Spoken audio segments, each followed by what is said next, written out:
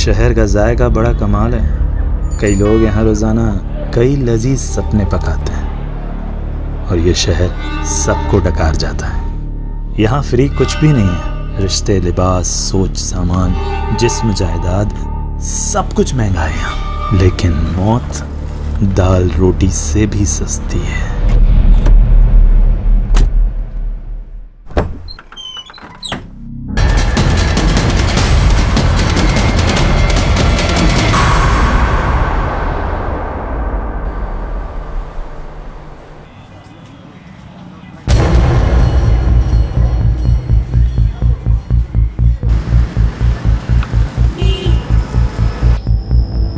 जल्दी करो। सॉरी निलोफर, सुबह से कुछ भी नहीं खाया था। वैसे हम जा कहाँ रहे हैं? अभिनंदन बैंक्वेट। अरे हाँ, आज तो कीर्ति की शादी है ना। पहले बताया क्यों नहीं मेरे को? मैं कपड़े चेंज कर लेता।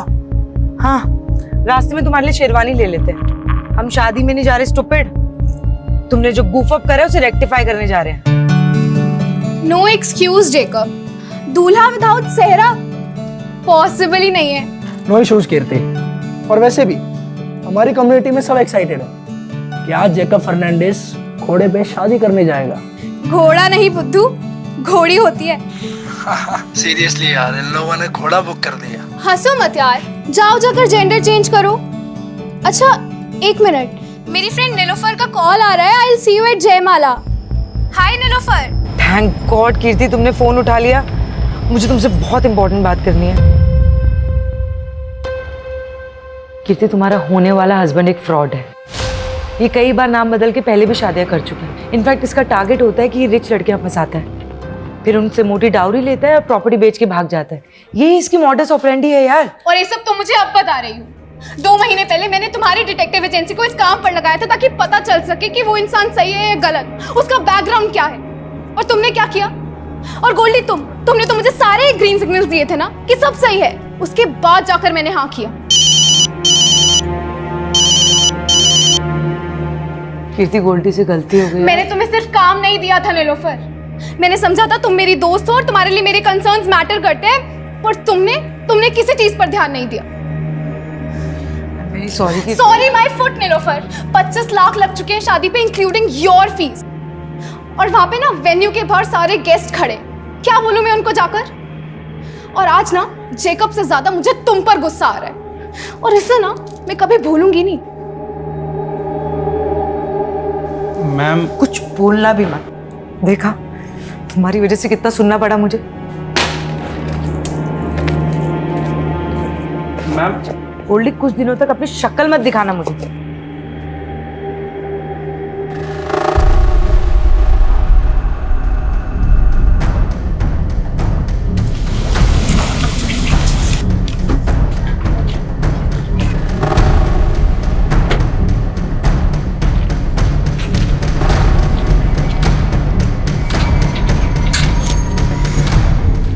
हाँ नीलोफर, एक जासूस जालसाजी का शिकार हो गई। मैं तुम्हें स्टॉक कर रहा था और तुम्हारी जैसी जासूस भी मात खा गई।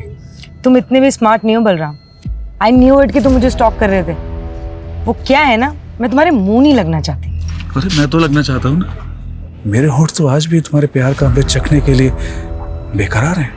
ये वाहियात बातें ना कहीं और जाके करो। निकलो यहाँ से। ठीक है, मैं जानता हूँ मैं बहुत बदनाम हूँ, लेकिन मैं तुम्हारे नाम, तुम्हारी शोहरत पे मरता हूँ मैं। इसीलिए मैं नहीं चाहता कि दुनिया वाले हमारी मोहब्बत को एक बर्बाद अफसाना समझ लें।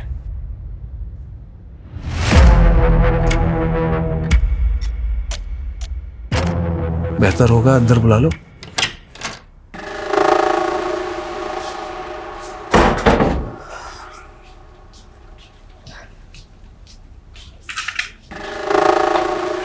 बोलो, क्यों फिर से तंग करने आ गए?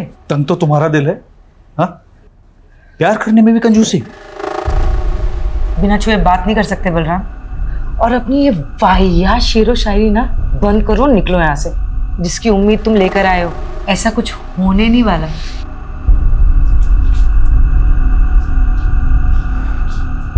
मैं तो नाउम्मीद होकर ही आया हूं। तुम मुझसे क्या, मेरी जिंदगी मुझसे रूठ गई है। मतलब? नीलोफर, मुझे कैंसर हो गया है।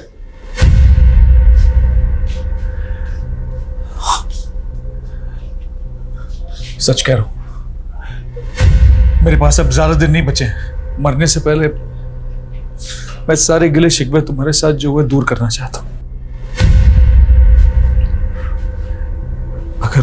अगर तुम कहो तो बाकी बची जिंदगी तुम्हारे साथ रहने के बहाने मत ढूंढा करो यार, भरोसे के लायक नहीं हो तुम। और अब मुझे तुमसे कोई मतलब नहीं। तुम्हारा मुझसे कोई मतलब नहीं है?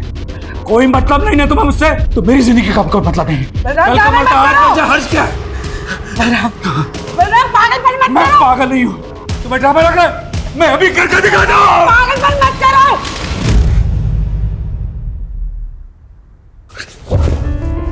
I know you love me.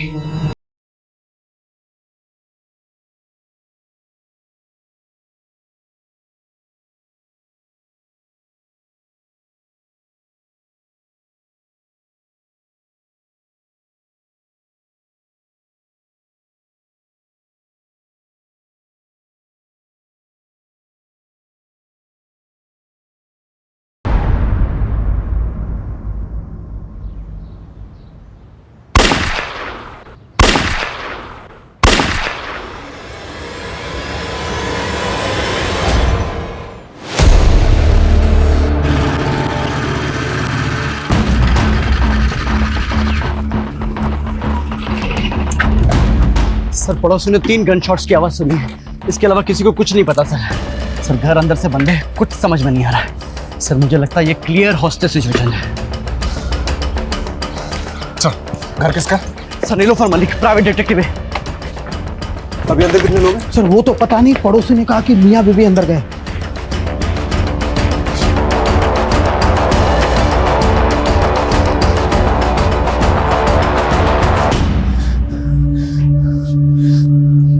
Jacket का बुलेट प्रूफ? सर, पता नहीं था यहाँ जरूरत पड़ेगी, लेकिन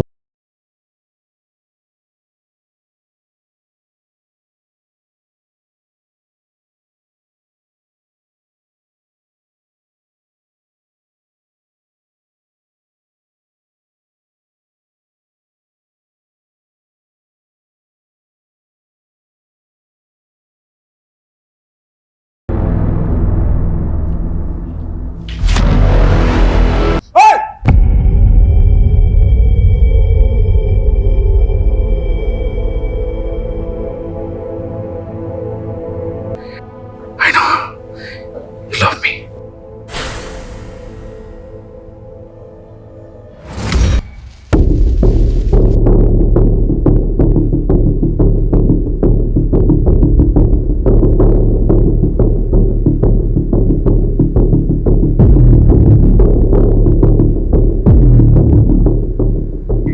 फॉरेंसिक को बुलाओ और उनको बोलो प्रीलिमिनरी रिपोर्ट जल्दी मुझे, और ये डेड बॉडीज को पोस्टमार्टम के लिए भेजो। जी सर।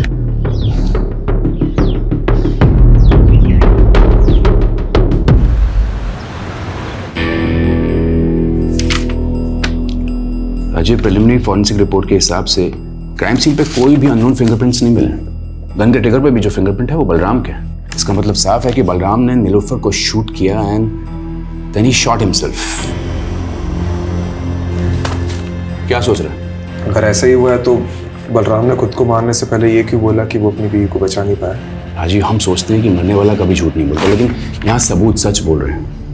हस्बैंड वाइफ के बीच में जो भी कुछ हुआ, उसके बाद हस्बैंड ने वाइफ को मारा और फिर जेल जाने के डर से या फिर गिल्ट की वजह से उसने अपने आप को गोली मारी। आई फील ये ओपन एंड शट केस है राजीव। लेकिन मर्डर वेपन एक पिस्टल है, वो कहाँ से आया, उसके सोर्स की प्रोफाइलिंग तो करनी पड़ेगी ना। राजीव, मारने वाला पिस्टल कहीं से भी अरेंज कर सकता है और इस पॉइंट को अंडर कंसिडरेशन रखकर भी हम केस को क्लोज कर सकते हैं ना। देख, इस पे इतनी एनर्जी वेस्ट मत कर। एक काम कर, पोस्टमार्टम के बाद उन दोनों के रिलेटिव्स को ढूंढो, उनकी बॉडीज हैंड ओवर कर दो and that will be all.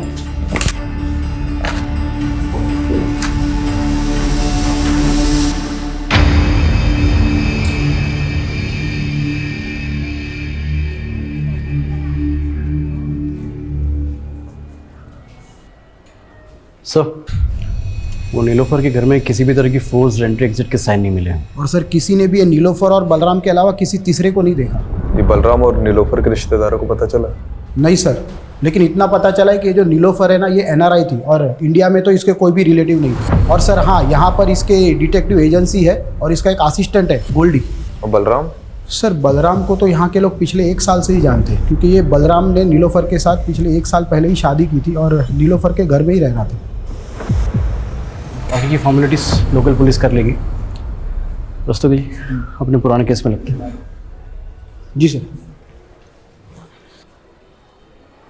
मैं अपने बदले को नहीं बचा पाया। ये बलराम की बातें मेरे दिमाग में अभी तक गूंज रही है। हमारे नीलोफर के घर में घुसने के पहले जो कुछ भी हुआ होगा वो बहुत बड़ा सवाल है।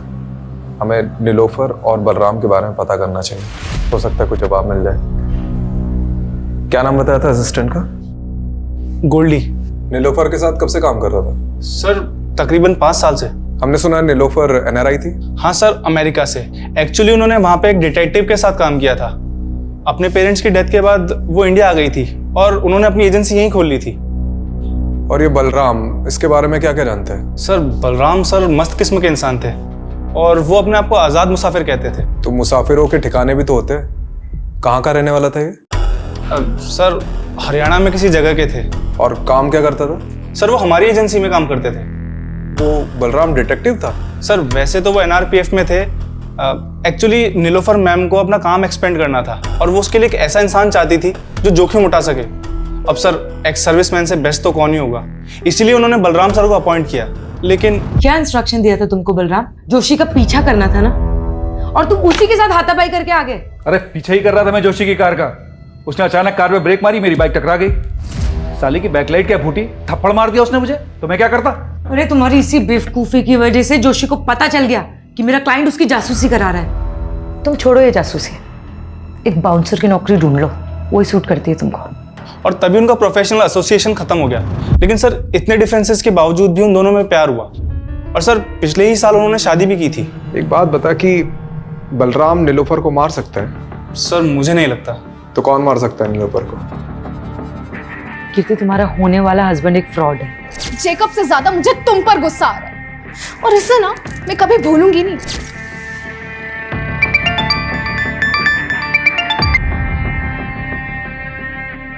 हेलो। याद तो मुझे ही कर रही होगी ना डार्लिंग। कमीने तू, हिम्मत है तो सामने आके बात कर, नंबर बदल के कॉल मत कर। अरे हम जरूर मिलेंगे। मैं भी उन मोमेंट्स को भूल नहीं पा रहा हूँ जब हम शादी से पहले एक हो गए थे। क्या दिन थे, जानती है? वो सब मैंने रिकॉर्ड कर रखा है। मैं सोच भी नहीं सकती तो इतना गिरा हुआ निकल सकता है। तू मेरे सामने होता ना तो I would have killed you. ओहो, मेरी बेबी को गुस्सा आ रहा है, बहुत गुस्सा आ रहा है। हाँ? मुझे भी आया था उस डिटेक्टिव पे जब वो कबाब में हड्डी बन गई थी, पर अब मेरा गुस्सा शांत हो गया। May your friend Nilofer rest in peace.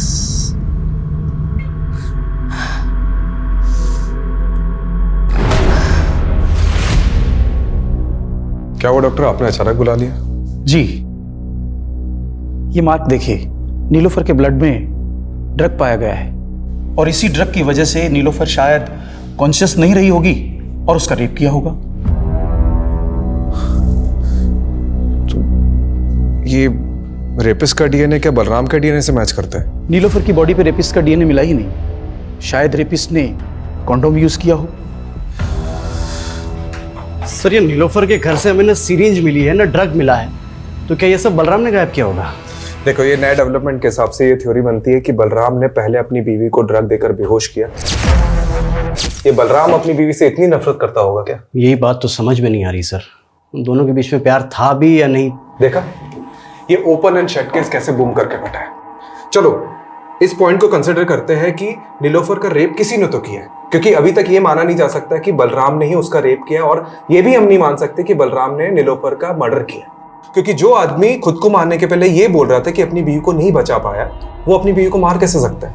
चलो 1 मिनट के लिए हम ये मान लेते हैं कि उस घर में उन दोनों के अलावा कोई तीसरा आदमी भी मौजूद था, तो क्यों बलराम ने उस तीसरे आदमी के बारे में हमें कुछ भी नहीं बताया और सुसाइड कर लिया?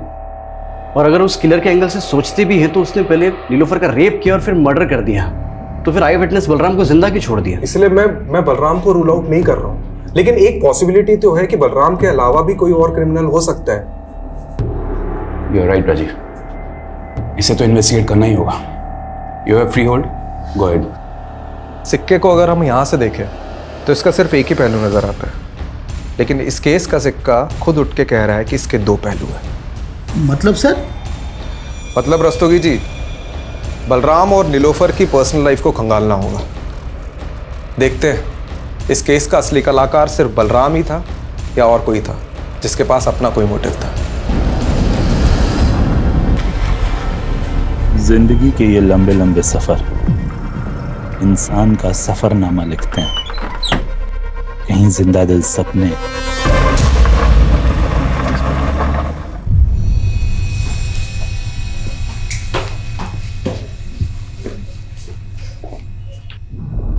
अरे कनक बेटा, अरे इतनी सी बात पे कोई रोता है क्या? हाँ, रोते नहीं है बेटा। ये देखो मैं तुम्हारे लिए क्या लेके आया। देखो ये गोलू मोलू सा गुड्डा, अब हम दोनों इससे खेलेंगे। ये पसंद नहीं आया? ठीक है, तो मैं तुम्हें दूसरे खिलौने दिला। कनक क्या हुआ बेटा? अरे सरगुन दीदी, आप इंटरव्यू के लिए चली गई, ये बेचारी डर गई। पर जॉब भी तो जरूरी ना हरीश। अरे कहाँ, अब ये जॉब वॉब के चक्कर में पड़ी हुई दीदी। एक काम करता हूँ, आपका जो घर है बहुत प्राइम लोकेशन पे, इसको गिरवा के 4 माले बनवा देता हूँ और आराम से बैठ के किराया खाना और मेरी लागत चुकाते रहना। पर हरीश इसमें तो लाखों रुपए लगेंगे, इतना पैसा मैं कहाँ से चुकाऊंगी? उसकी टेंशन आप मत लो। आप एक काम करना, इसमें से एक माला मुझे दे देना, बीच वाला माला मैं रख लूंगा, और आप ये जॉब का चक्कर छोड़ दो दीदी। सर, नीलोफर की कार पे फास्टैग लगा हुआ था। मैंने उसकी ट्रांजैक्शन डिटेल्स निकलवाई तो एक इंटरेस्टिंग बात सामने आई है। मर्डर वाले दिन नीलोफर ने सुबह 7 बजे ग्रेटर नोएडा टोल नाका क्रॉस किया था। सर, उस दिन यूपी से दिल्ली आई थी। यूपी में कहाँ गई थी वो? सर, इसका जवाब तो गोल्डी के पास भी नहीं है, लेकिन हमने नीलोफर का फ़ोन अनलॉक करवाया तो कॉल हिस्ट्री के मुताबिक मर्डर वाले दिन नीलोफर की बात किसी कीर्ति सागर से हुई थी। तो ये कीर्ति सागर से मिलो, और क्राइम सीन पे नीलोफर के फ़ोन के अलावा लैपटॉप भी था ना, तो उसे भी तो देखो। मैं तब तक NRPF जाकर बलराम के बारे में पता करता हूँ, और तुम लोग नीलोफर और बलराम इससे जुड़े एक एक इंसान की प्रोफाइलिंग करो। बलराम सर ही 2009 तक NRPF में ही काम कर रहा था, फिर उसे बर्खास्त कर दिया गया। क्यों? उस पर अटेम्प्ट टू मर्डर का चार्ज लगा था। Attempt to murder? जी, 7 साल की कैद भी हुई थी उसे। 2009 से 7 साल, मतलब 2016 तक तो वो जेल में ही रहा होगा। ये किसका मर्डर करने की कोशिश की थी उसने? विक्रांत सिसोदिया का, वो उसका कलीग था। बहुत दिनों बाद आ रहा है ना शादी से। विक्रांत! बलराम क्या कर रहा है ये? ऐसा क्या हुआ था कि बलराम अपने दोस्त का दुश्मन बन गया? बलराम को शक था कि उसकी बीवी का अफेयर उसके दोस्त के साथ है। लेकिन बलराम और नीलोफर की शादी तो 1 साल पहले हुई थी। इसका मतलब है कि नीलोफर के पहले भी बलराम की शादी हो चुकी थी। जी हाँ, उसका एक बेटा भी है। कहाँ है आजकल? बलराम फरीदाबाद का रहने वाला था, हो सकता है उसकी फैमिली भी वहीं रहती हो। ये लीजिए उसका एड्रेस। हाँ, मैंने अच्छे से सोच लिया है, आप तुरंत पिटीशन फाइल कर दीजिए। जी हाँ, मैं मिलता हूँ आप सब। ओके। संकेत कहाँ जा रहा है और कौन सी पिटीशन फाइल करने की बात कर रहा है? अपने बाप की चिता तो नहीं जला पाऊंगा, तो सोचा कुछ ऐसा करूं जिससे मेरी भी आंखें खुल जाएं और आपकी भी। संकेत साफ साफ बोल, पहेलियां मत बुझा। पहेलियां ही सुलझा रहा हूं माँ, पहेली सुलझ जाएगी तो बात करेंगे। संकेत, संकेत कहाँ जा रहा है? सर, ये बलराम का कैरेक्टर कुछ समझ में नहीं आ रहा है। ऊपर से उसकी पहली बीवी और ये लड़का, अजीब है दोनों। अब इस कांड के बारे में पता तो चल ही गया होगा, उसके बावजूद ना तो सामने आए ना ही बॉडी क्लेम करने आए। लेकिन मैं तो ये समझने की कोशिश कर रहा हूँ कि नीलोफर ने एक ऐसे आदमी से शादी क्यों की जिसका क्रिमिनल बैकग्राउंड था। मुझे एक बात का ताज्जुब हो रहा है। एक तरफ नीलोफर ने आपको एक गलत इंसान से शादी करने से रोका, दूसरी तरफ खुद नीलोफर ने बलराम से शादी की जो कि अटेम्प्ट टू मर्डर में अंदर हुआ था। यह हमें आज ही पता चला है। इस बारे में मुझे कुछ नहीं पता, पर हाँ, नीलोफर ने मुझे ये जरूर बताया था कि बलराम पहले शादी कर चुका था, और मैंने भी उससे मजाक मजाक में पूछ लिया कि उसने बलराम में ऐसा क्या देखा। कुछ मत पूछ यार, बलराम में पतियों वाली कोई क्वालिटी नहीं है यार, और काम तो उसे करना ही नहीं आता है, और पैसा उसके पास है नहीं। तो तुझे उसमें पसंद क्या है? उसकी शेरो शायरी? वो तो है। कीर्ति, उसकी बेस्ट बात पता है क्या है? वो मेरे लिए किसी की भी जान ले सकता है, और ये सोच के ना बहुत सिक्योर फील होता है। क्या ये बलराम नीलोफर की जान ले सकता है? नहीं, उन दोनों में झगड़ा जरूर होता था, but they both loved each other. आपकी दोस्त ने कभी ऐसा कोई हिंट दिया कि उसे किसी से खतरा है या कोई उसे नुकसान पहुंचा सकता है? नहीं, ऐसा कभी कुछ नहीं बताया। पर हाँ, उस दिन नीलोफर ने गोल्डी को बहुत डांटा था, क्योंकि गोल्डी ने जेकब का बैकग्राउंड चेक करने में गलती कर दी थी।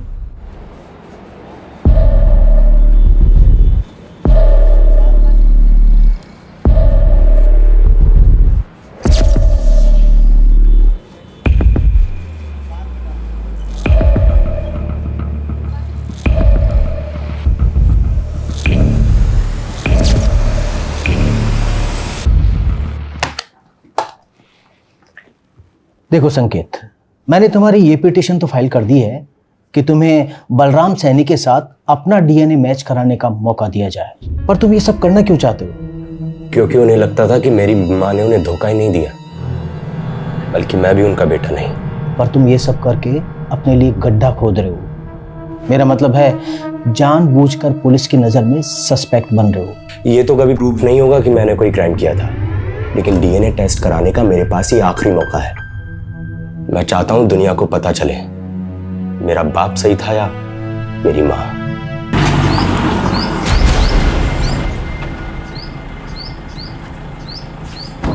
हमें समझ नहीं आ रहा है कि जो नीलोफर का रेप हुआ है, मर्डर हुआ है, वो बलराम ने ही किया है कि नहीं। इसलिए उसके बारे में हम आपसे कुछ जानना है।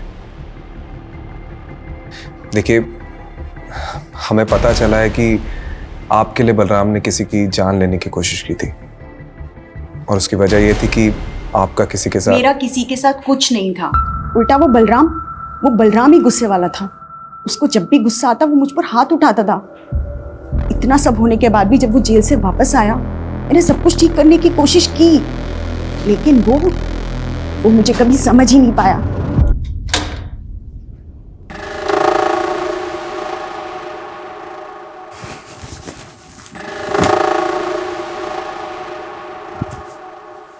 देखो, मैं यही चाहती हूँ कि हम नए सिरे से जिंदगी शुरू करें। नई जिंदगी नए सिरे से? विक्रांत के बाद कोई नया यार मिला क्या?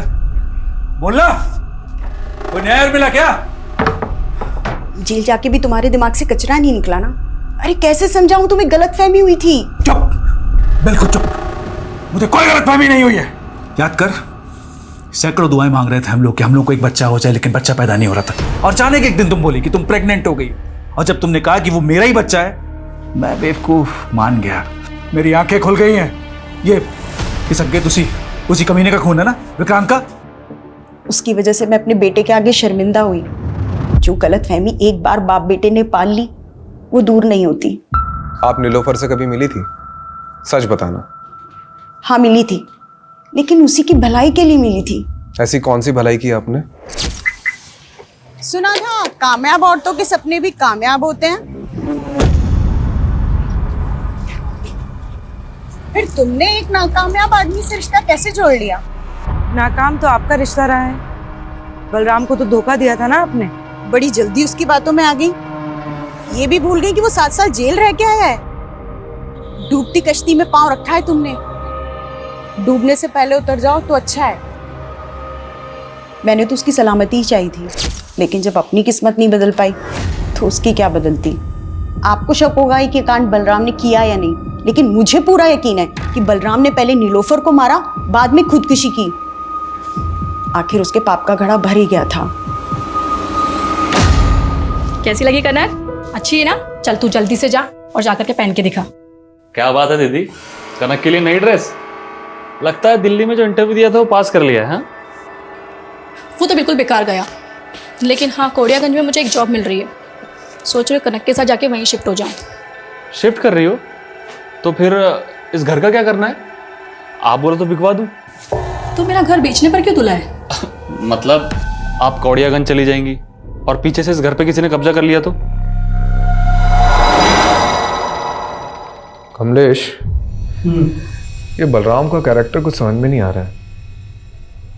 मतलब उसे सस्पेक्ट मानो या विक्टिम, पता नहीं। अच्छा, ये तीसरे आदमी की थ्योरी से कुछ हाथ लगा?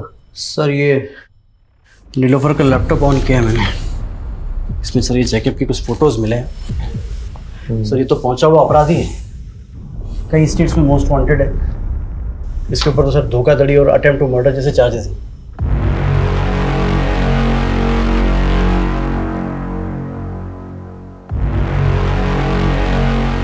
ये नीलोफर ने इसी का भांडा फोड़ा था ना?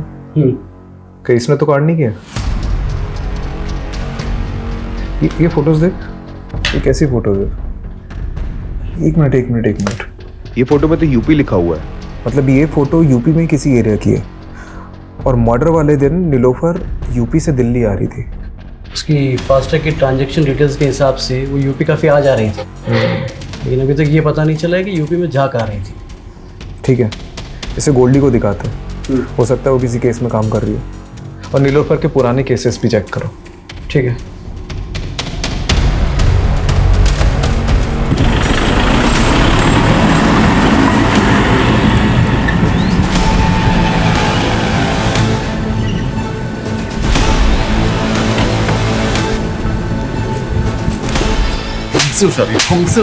छोड़ो हमें, छोड़ो। अरे मिश्रा, पहले पापा को तो पकड़ने दीजिए आपका कॉलर। अरे तुम्हारे बाप की उम्र का है मिश्रा, क्या पकड़ो पकड़ो लगा रखा है। विजेंदर, ये तुम ठीक नहीं कर रहे हो। तुम्हें और तुम्हारे बेटे को हम किडनैपिंग के चार्ज में अंदर करवा देंगे। सिर्फ किडनैपिंग? अरे मर्डर भी हो सकता है तुम्हारा। और अगर बचना चाहता है ना तो ये बता कि इस बार के रोड कॉन्ट्रैक्ट का टेंडर तुझे मिला कैसे? हमारे टेंडर में जो भाव हमने भरा उससे ठीक 1 रुपया कम तेरे टेंडर का भाव। हमारे टेंडर का भाव तुझे बताया किसने? इत्तेफाक से। इत्तेफाक है गोबर में। तू एक बात ध्यान से सुन ले, तो खुद अथॉरिटी में जाएगा और उन्हें कहेगा कि इस बार का टेंडर मुझे नहीं करना, फिर टेंडर अपने आप हमें मिल जाएगा। तुम हमें धमकी दे रहे हो? धमकी नहीं, पुचकार रहे। कोड़ियागंज की सबसे बड़ी मछली विजेंद्र अवस्थी।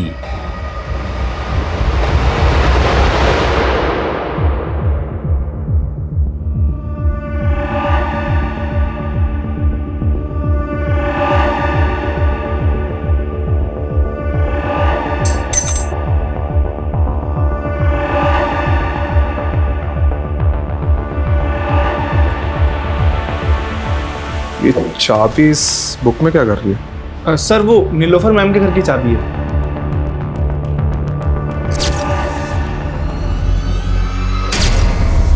ये नीलोफर के मर्डर के दिन उसने तुझे बहुत डांटा था ना, क्योंकि जेकब का बैकग्राउंड चेक करने में तूने गलती कर दी थी। ये मैं कीर्ति ने बताया।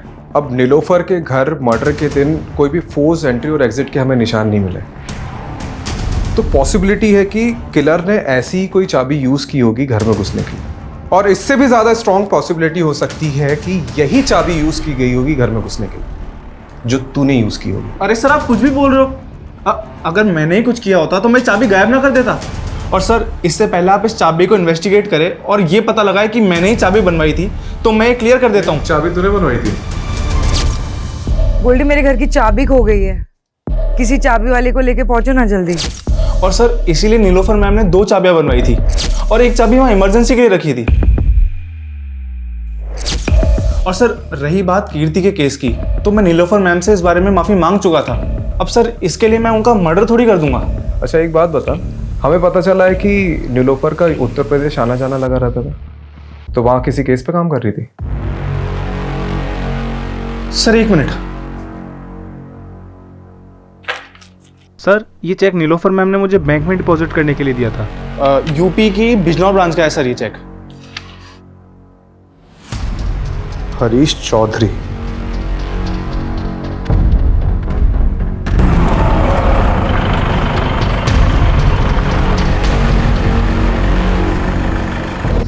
सर दरअसल मैंने ही वो चेक दिए थे एडवांस नीलोफर। किस चीज़ का एडवांस चेक? सर मेरी कजिन सिस्टर है सरगुन, 2 महीने से मिसिंग है। उन्हीं को ढूंढने के लिए मैंने नीलोफर को हायर किया था। मैंने बिजनौर थाने में भी दीदी का मिसिंग केस फाइल किया था, लेकिन पुलिस कुछ कर ही नहीं रही है। हरीश तुम बिल्कुल परेशान मत हो, सरगुन को ढूंढने में मैं तुम्हारी पूरी मदद करूंगी। वो करती क्या थी? वो जॉब ढूंढ रही थी और इसी सिलसिले में वो दिल्ली के किसी मॉल में एक आदमी से मिली थी। वो कोई मामूली आदमी नहीं है हरीश, वो कोड़ियागंज के सबसे रईस आदमी का बेटा है। वो सोशल वर्कर भी है और साथ ही उसकी बहुत सारी कंपनीज भी है। उसी ने मुझे मिलने के लिए कोड़ियागंज बुलाया था। कोड़ियागंज? मैं भी आपके साथ चलूंगी। अरे बेटा पहले मैं तो जाकर नौकरी पक्की कराऊं, उसके बाद तुझे भी ले चलूंगी। लेकिन उस दिन के बाद से दीदी कभी लौटी नहीं सर। ये नीलोफर ने सरगुन के बारे में कोई अपडेट दी थी? सर वो बता रही थी कि कोड़ियागंज का कोई सबसे रईस आदमी है, विजेंद्र अवस्थी करके, और उसके बेटे का नाम अमरीश है। तो उन दोनों की फोटो उसने मुझे दिखाई थी। फोटो है अभी? हाँ सर, ये देखिए सर वो बता रही थी कि इन दोनों पर उसको शक है, और इससे पहले ही नीलोफर कुछ बता पाती, हमने सुना कि नीलोफर और उनके पति की मौत हो गई। कोड़ियागंज जाकर तुमने इनसे बात करी अपनी बहन के बारे में? मुझे जैसा छोटा आदमी इतने बड़े आदमी से कैसे बात कर सकता है? सोचा पुलिस को ही बता दूं, लेकिन उन्होंने कुछ नहीं किया। ठीक है।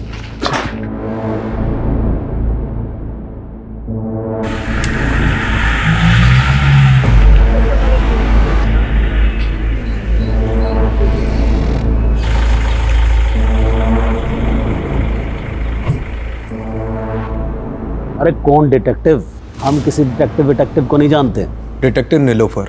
16 तारीख को दिल्ली में उसका रेप हुआ, उसके बाद उसका मर्डर हुआ, और वो सरगुन को ढूंढते ढूंढते यहाँ पे आई थी। हो सकता है आपसे भी मिली। अरे हमने आपको कहा ना कि हम किसी डिटेक्टिव को नहीं जानते। और सरगुन, आपका बेटा तो पक्का उसे जानता होगा, क्योंकि आपके बेटे ने ही जॉब का झांसा देकर उसे यहाँ बुलाया था। आपके पास कोई सबूत है कि हमारे बेटे ने उसे यहाँ बुलाया या कोई जॉब का झांसा दिया? पिछले 2 महीने से दुबई में है वो।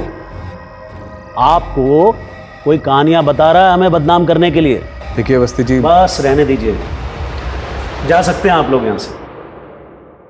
ये पता करो कि अवस्थी का बेटा सच में दुबई गया था कि नहीं। ठीक है यार, ये केस तो पहले ही बनता जा रहा है। अभी तक हमने बलराम को क्लीन चिट नहीं दी है, और अब तीसरे आदमी के थ्योरी के हिसाब से और सस्पेक्ट सामने उभर कर आ रहे हैं। जैकब, रंजना और ये विजेंद्र अवस्थी, बाप बेटे। पता नहीं और कितने सस्पेक्ट सामने उभर कर आएंगे।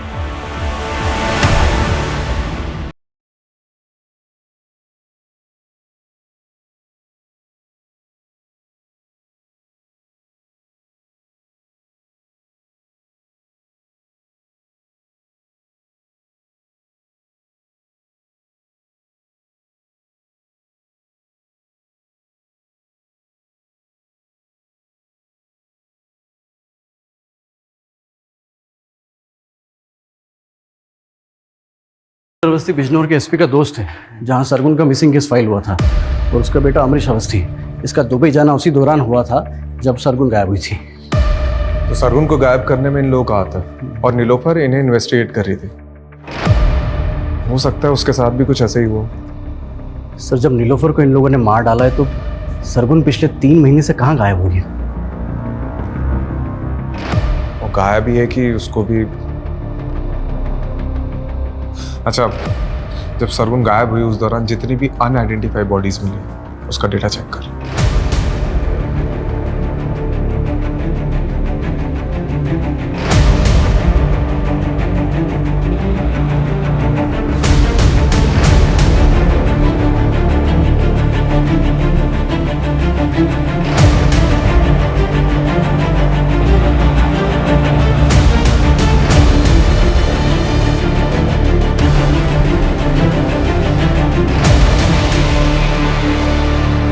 सर 3 महीने पहले हापुड़ में एक औरत की डेड बॉडी मिली थी, जिसकी डिटेल बिल्कुल सरगुन से मिलती है। मुताबिक इसकी लाश के पास में एक नोट मिला था जिसमें नज़्म लिखी हुई है।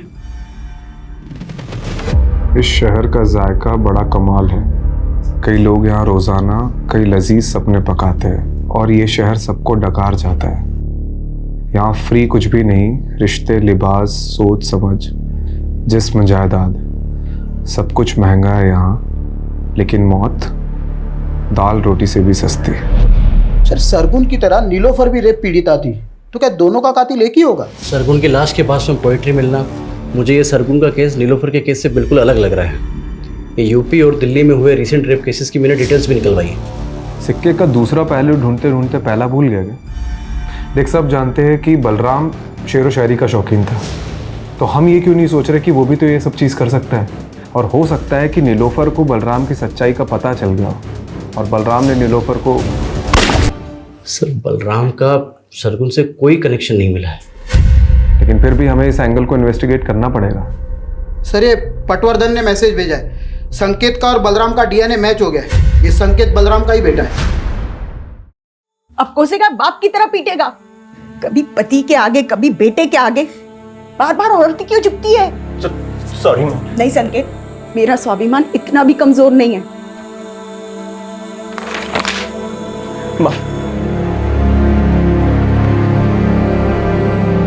सर, मैं रेप केसेस के बारे में पता कर रहा था तो पोएट्री से जुड़ा एक और केस सामने आया है। 2 दिन पहले दादरी हाईवे पर एक लड़की की लाश मिली है, सेम मॉडस ऑपरेंडी। जिंदगी के ये लंबे लंबे सफ़र कहीं यूं ही ना गुजर जाए, आओ मिलकर एक नया समा बनाए।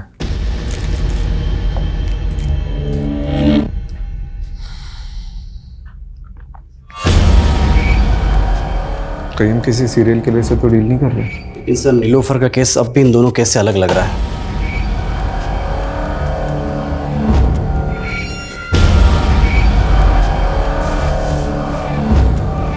इस सरगुन की लाश हमें हापुड़ में मिली और इस लड़की की लाश हमें दादरी में मिली है। दादरी और हापुड़ इन दोनों का डिस्टेंस लगभग 50 किलोमीटर है और नीलोफर अक्सर ग्रेटर नोएडा से होकर गुजरती थी और यही रास्ता हापुड़ से होते हुए कौड़ियागंज तक जाता है और जितने क्राइम्स हुए हैं वो इसी एरिया में हुए। तो हो सकता है कि क्रिमिनल इसी एरिया का हो और नीलोफर का इन्वेस्टिगेशन एरिया भी यही हो। सर, इस केस में दादरी पुलिस के पास एक लीड है। उनको क्राइम सीन के पास एक कैब दिखी थी जो उन्हें सस्पिशियस लगी थी, लेकिन सर अभी तक ना उस कैब का नंबर मिला है और ना ही कुछ और। सर, ये कैब ढूंढना मतलब समंदर में से सुई ढूंढने जैसा है। लेकिन इसके अलावा कोई ऑप्शन नहीं है। ठीक है, एक काम करो, इस एरिया के सारे लोकल और आउट स्टेशन कैब प्रोवाइडर से कांटेक्ट करो। सारी प्राइवेट कैब होल्डर्स, उनके ड्राइवर्स, कस्टमर्स, ट्रैवलर्स, सबसे कांटेक्ट करो। ठीक है। ये किलर शायरी करते हैं, इसके सारे ट्रेड्स रिकॉर्ड करने होंगे।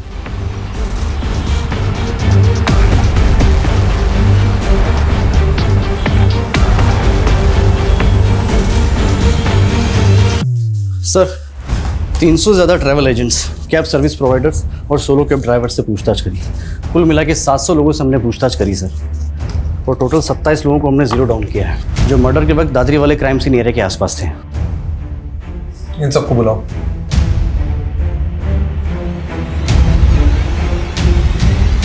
ये 16 मार्च को तो हापुड़ में था। हाँ सर। ये लड़की तेरी कैब में थी? सर, मेरी कैब में बहुत सारी सवारियां बैठती हैं, अब हर किसी का चेहरा याद थोड़े ना रहेगा। 11 जून को दादरी में कहाँ पर था तू? सर, दादरी में मैं हमेशा ही खिलौना फैक्ट्री में जाता हूँ सर। क्यों? रोज तुम्हारे कैब में वही सवारी बनती है क्या? सवारी? सर, कैब मेरी नहीं है, मैं कैब हायर करता हूँ। अच्छा, तो कोई ऐसे कैब ड्राइवर को जानते हो जो शेर व शायरी करता है? सर, ऐसा तो कोई मेरे दिमाग में नहीं आ रहा अभी। ठीक है, तुम जा सकते हो। Sir, 1 minute. सर, एक कैब वाला मुझे ज़रूर याद आ रहा है, क्योंकि सर उसके म्यूज़िक सिस्टम में गज़लें चल रही थी। गज़लें? वो बंदा मुझे इसलिए याद है क्योंकि वो इंग्लिश में बोलने की कोशिश कर रहा था और सर वो अपने आप को MBA करा हुआ बता रहा था। देखो, इनमें से कोई है क्या? इनमें से है कोई वो कैब ड्राइवर? सर, ये था वो, यही सुधा सर। हाँ, चमन लाल। सर, इससे तो मैं अभी 2 घंटे पहले ही मिला।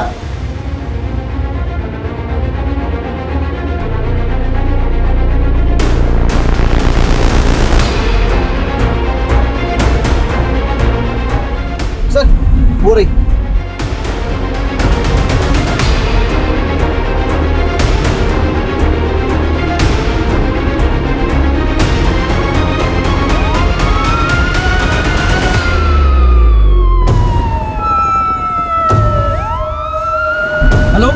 ये हापुड़ रोड पे बैकअप भेजो फटाफट।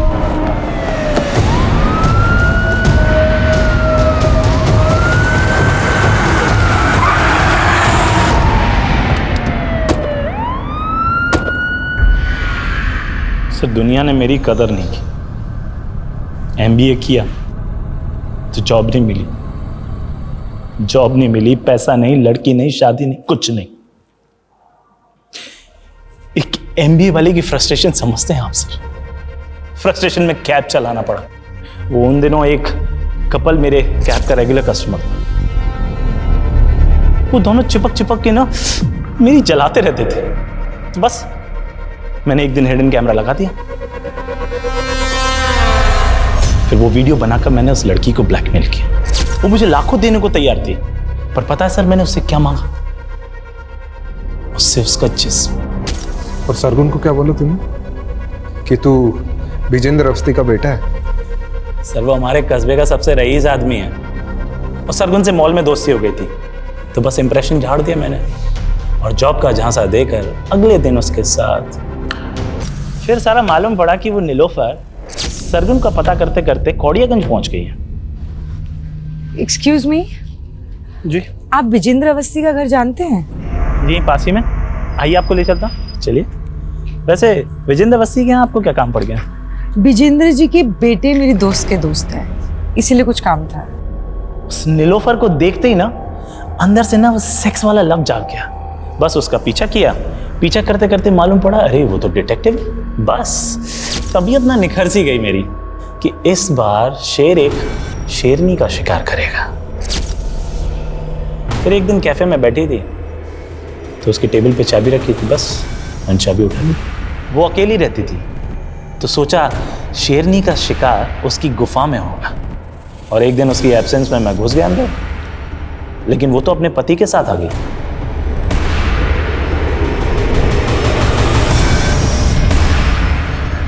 ए, चल छोड़।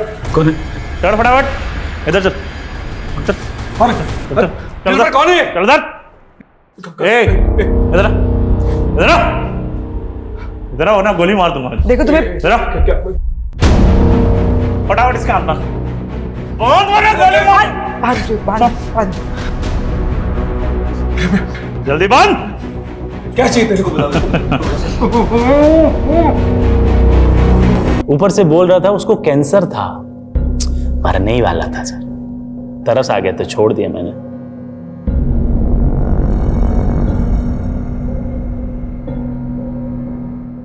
क्राइम पेट्रोल के ऐसे ही मजेदार एपिसोड्स देखने के लिए हमारे चैनल को सब्सक्राइब करें